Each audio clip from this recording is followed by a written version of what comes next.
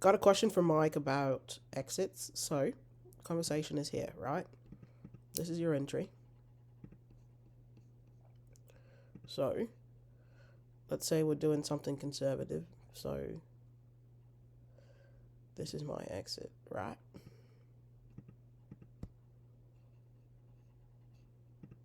You do have the option, right, of making this your exit. That's pretty aggressive, but if I'm in here, then this is my entry and exit, okay? Mike said that once this candle closes, right, once this candle here closes, then you're going to move your exit, right, to here. This candle wicks it. So the question is, does this kick you out of the trade, right? So I always talk about letting your candles close, okay?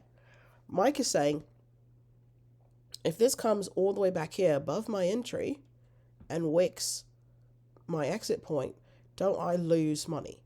100% this is going to affect your P&L.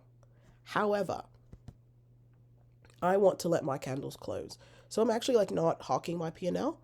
And I also, looking at it, I wonder how long it was above this red line, right? Because I also have this like perfect situation on the hour. If I'm playing by the hourly, then my exit's here, right? So let's see. I'm going to go to the 5, and yeah, it just wicks it. So for me, this is like not scary at all, right? I'm not going to get out here. I'm going to allow it to close. If you don't, right, the other option is to exit here, take that loss. I can only assume. So since this is Friday, I'm assuming that you're getting in next week contracts, right? First things first. And we're talking about stress-free trading, so you shouldn't even be trading 0 days. So if you're in next week contracts, that gives you lots of time in my world for this trade to work out.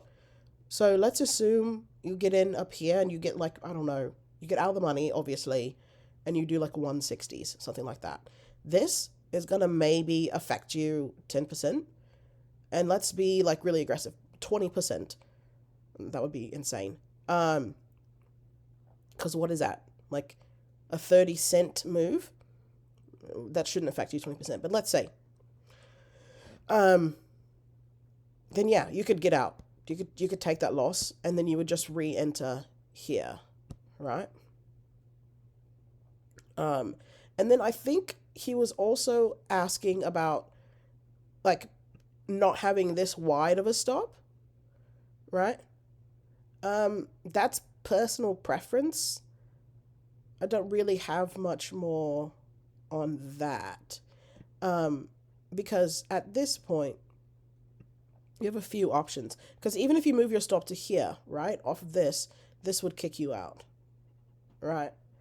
But again, if you're in next week contracts, I just don't think that this affects you. And you really should be letting candles close. So that's the first thing.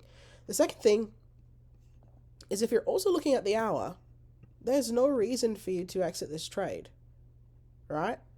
So I want, and this is a great question because it does start to talk about nuance and how things are going to be working in real time. So if I'm watching this on the 30 and the hour, I can see that this hour is just an inside hour. Like an inside hours are consolidation, and that's just an annoying space to be in to trade. So I'm going to let this inside hour close. I'm going to let my 30s close, right? And that's just added nuance.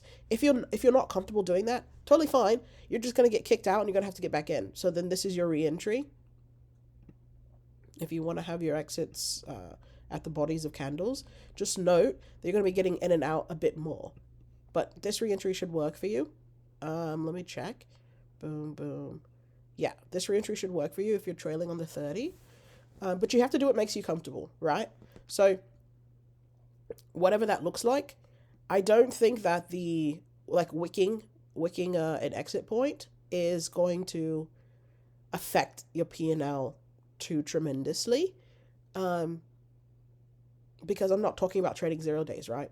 So if you want to do stress-free, 0 days aren't included. But this is a really, really great question. I hope I answered it. If not, then just like ask it again